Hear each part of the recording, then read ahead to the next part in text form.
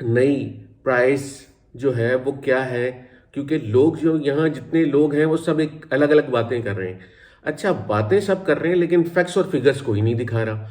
तो भाई वो एक लोकल को विद ऑल द बेनिफिट क्यों जॉब देंगे?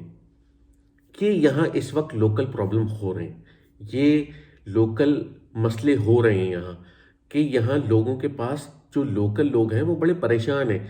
फैमिली के अगर चार चार पांच पांच लोग हैं फैमिली मेंबर, तो वो सब मिलके जॉब कर रहे हैं, तब वो अपने घर के एक्सपेंसेस बेयर कर पा रहे हैं। 2019 के टीआरसी फॉर्म में ये आप देख सकते हैं यहाँ, ये 2019 का टीआरसी फॉर्म है, ये डेट दी हुई है और ये यहाँ पे नीचे वैलिडिटी आपको नजर आ रही होंगी कि जी ये कब का है। अब इस फॉर्म में जो पॉलिसीज यहाँ बताई जा रही हैं कि नई पॉलिसी नई पॉलिसी, ये नई पॉलिसी कोई नहीं है। ये सारी की सारी पॉलिसीज जो हैं ये पुरानी ही हैं। मिनिस्ट्री ऑफ फॉरेन अफेयर्स से अटेस्ट करवाना पड़ेगा। भाई सैलरी सर्टिफिकेट बनवाना कोई मसला नहीं होता। उसके लिए आपको एक लेटर हेड चाहिए होता है, एक अच्छा टाइपिस्ट चाहिए होता है और एक अच्छी सी इंग्लिश चाहिए होती है। आप लेटर हेड के ऊपर एक अच्छी सी इंग्लिश लिख के आप सर्टिफिकेट बना लें। यहाँ अगर आप देखें 2 साल पहले के ही फॉर्म में यहाँ पर ये सारी चीज़ें एक्सप्लेन है कि जी आपको ये आपको फॉर्म नज़र आ रहा होगा, ये ही 2 साल पुराना फॉर्म है, ये 2 साल पुराना। इसी तरह अब ये आज का फॉर्म है, मैं आपको इसकी डेट दिखाऊं,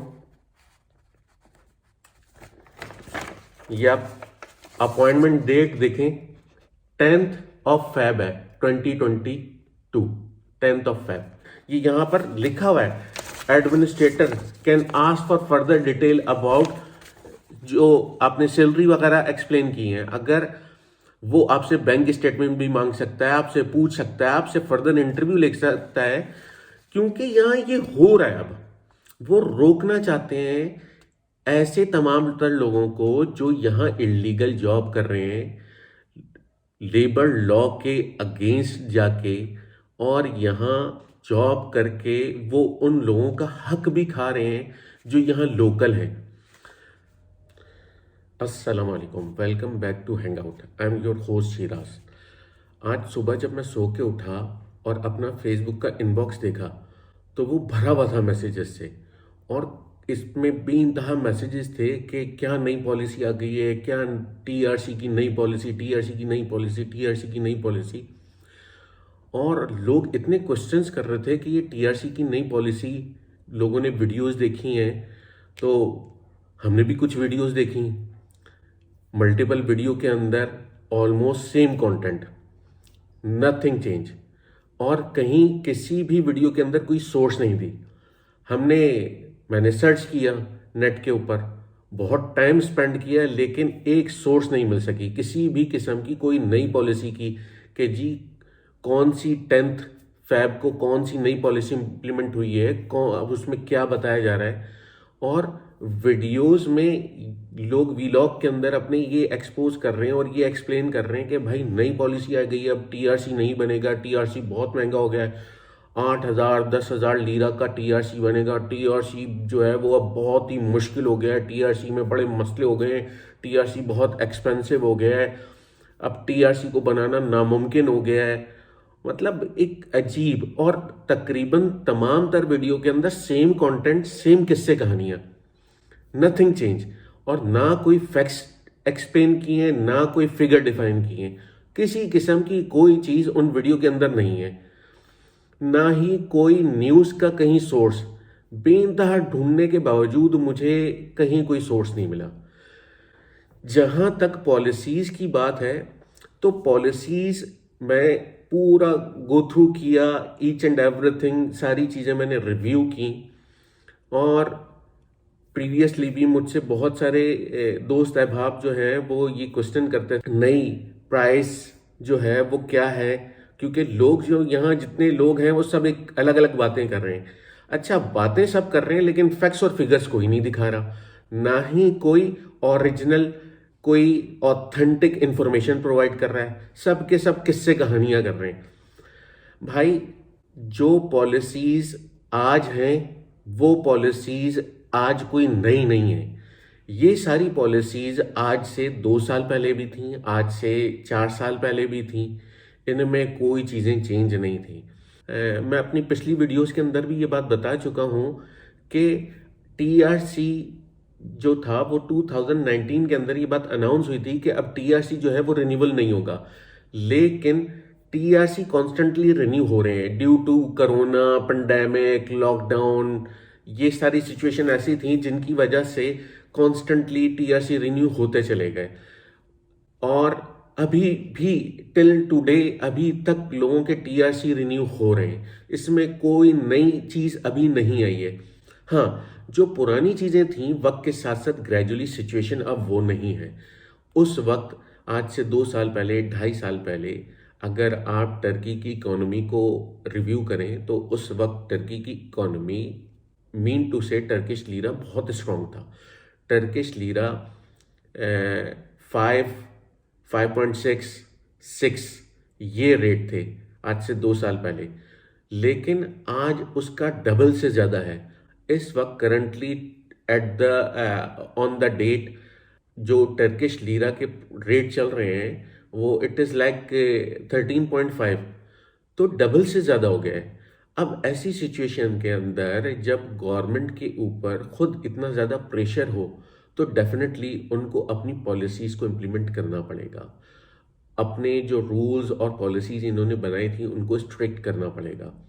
अभी भी कोई नई पॉलिसी नहीं है। अगर मैं आपको अपनी ये मैं दिखाता हूँ, ये मैं पहले भी एक बात बता चुका हूँ, ये वेबसाइट है, आप भी जाके देख सकते हैं। मैं इस वेबसाइट का लिंक भी ऐड कर दूंगा। इस वेबसाइट के अंदर ये यहाँ पर ऑलरेडी एक्सप्लेन है, इफ़ यू कैन सी। मैं आपको दिखाता हूँ करीब करके ज़रा। इफ़ यू कैन सी, इस वेबसाइट के अंदर यहाँ पर ये एक्सप्लेन है कि जो जो टीआरसी के ऊपर जो टीआरसी रेंटल एग्रीमेंट या किसी अपार्टमेंट या हाउस के रेंटल एग्रीमेंट पे जो टीआरसी रिन्यू हो रहे थे वो अब टीआरसी 1 जनवरी 2020 के बाद रिन्यू नहीं होंगे। तो ये आप इसको देख सकते हैं करीब से।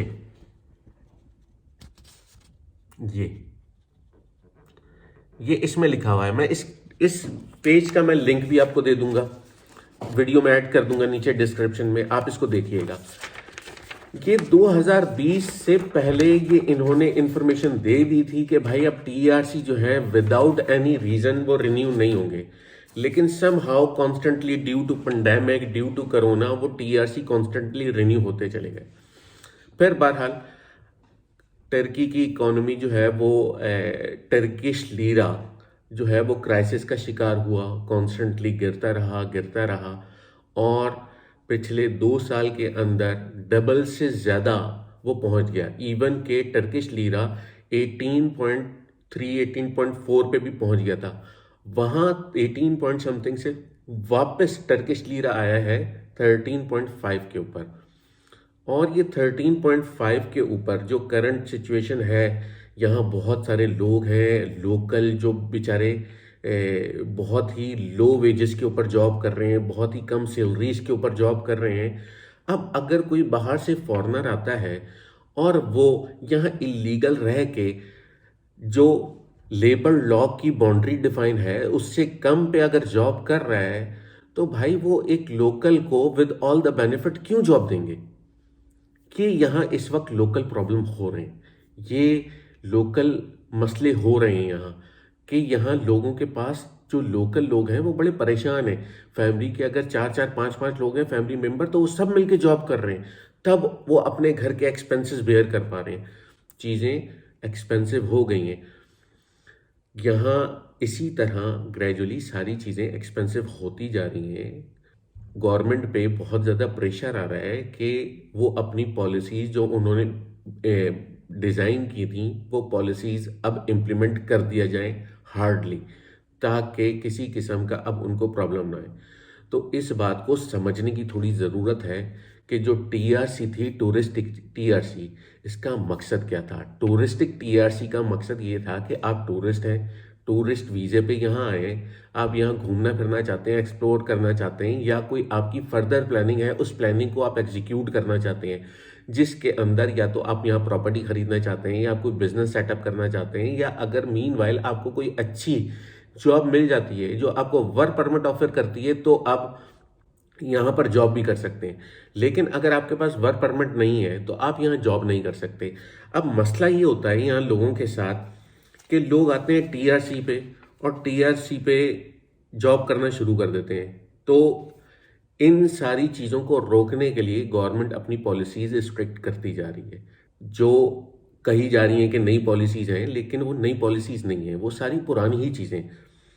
मैं आपको इन सारी चीज़ों का कंपैरिजन दिखाता हूँ। ये मेरे पास 2 टीआरसी फॉर्म है।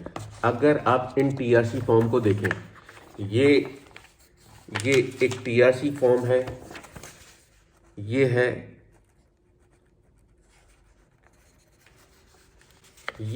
2019 का टीआरसी फॉर्म है।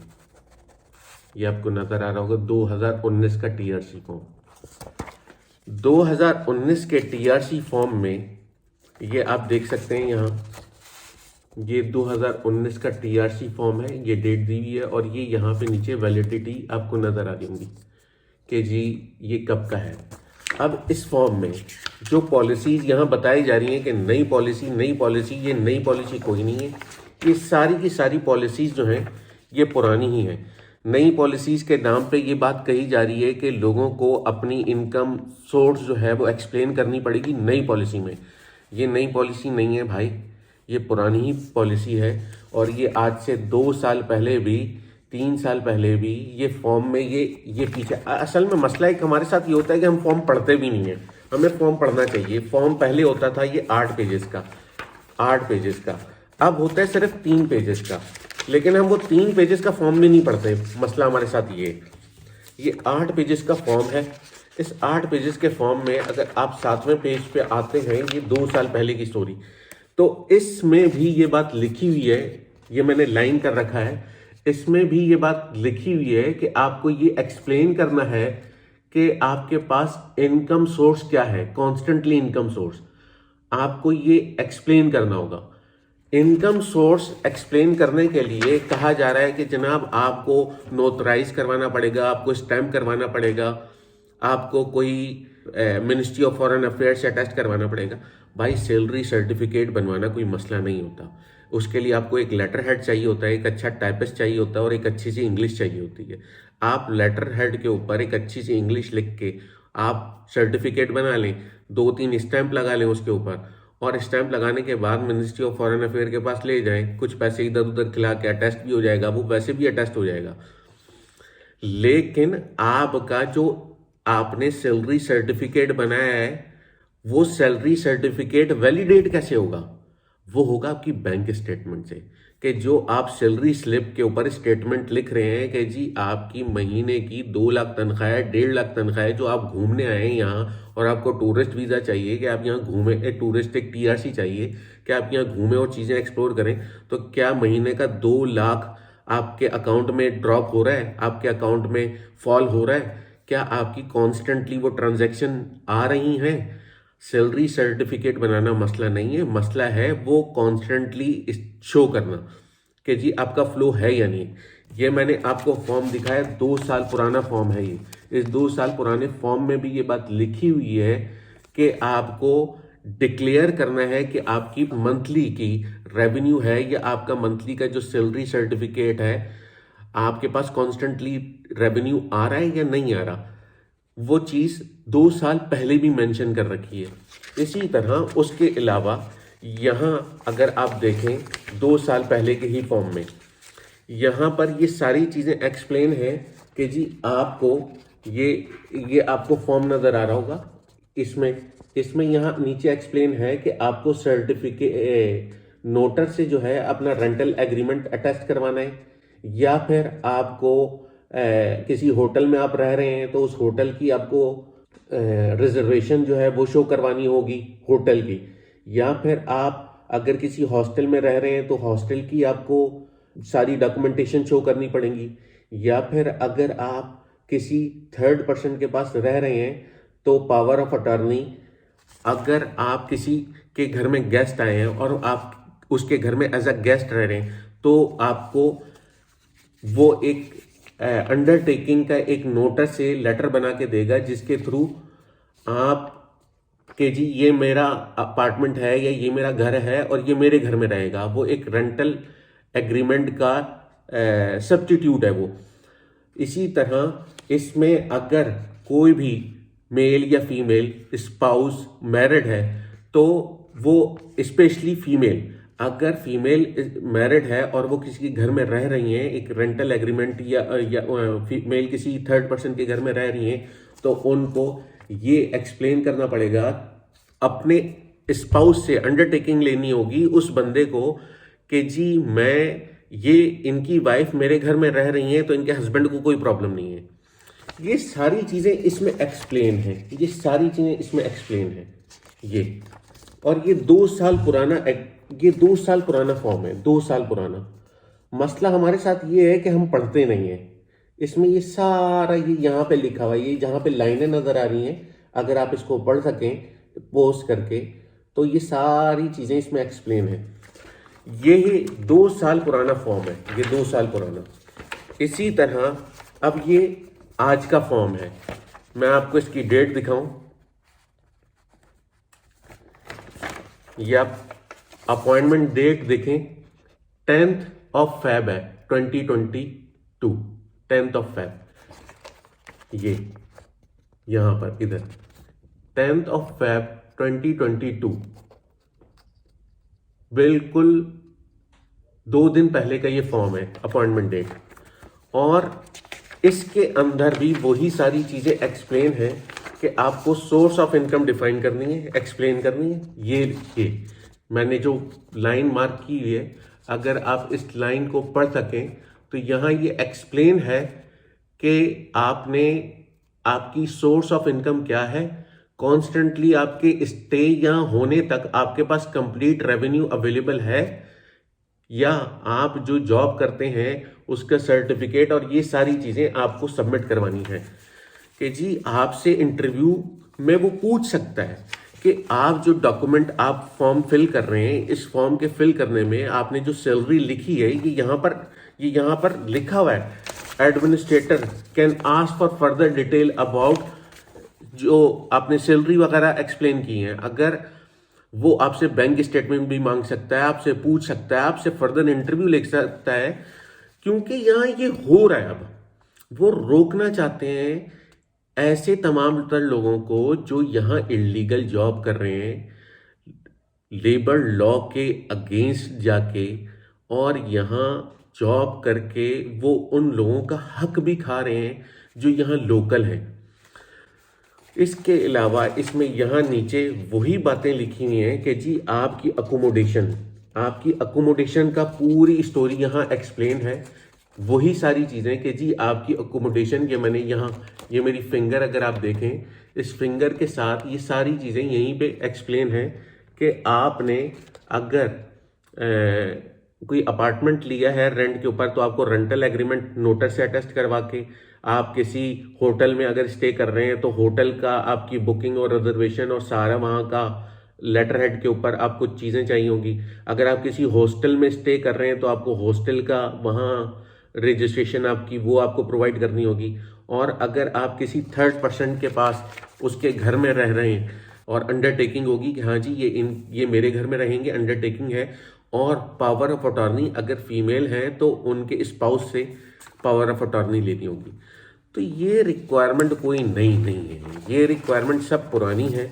यहाँ हाइप क्रिएट कर दिए सोशल मीडिया के ऊपर इधर कि जी नई पॉलिसी आ गई है, नई पॉलिसी आ गई। भाई कोई नई पॉलिसी नहीं आई, ये सारी पुरानी पॉलिसीज हैं। लेकिन इस वक्त गवर्नमेंट के ऊपर प्रॉब्लम है, प्रेशर है, तो गवर्नमेंट इसको कंट्रोल करना चाहती है, एम्फसाइज करना चाहती है कि जो पॉलिसीज इन्होंने पहले से बना रखी हैं उन पॉलिसीज को प्रॉपरली इम्प्लीमेंट करें। जो लोग यहाँ कॉन्स्टेंटली टीआरसी के ऊपर रह रहे हैं, वो टीआरसी अब रिन्यू ना हो, फालतू में लोग कॉन्स्टेंटली रिन्यू ना करते रहें।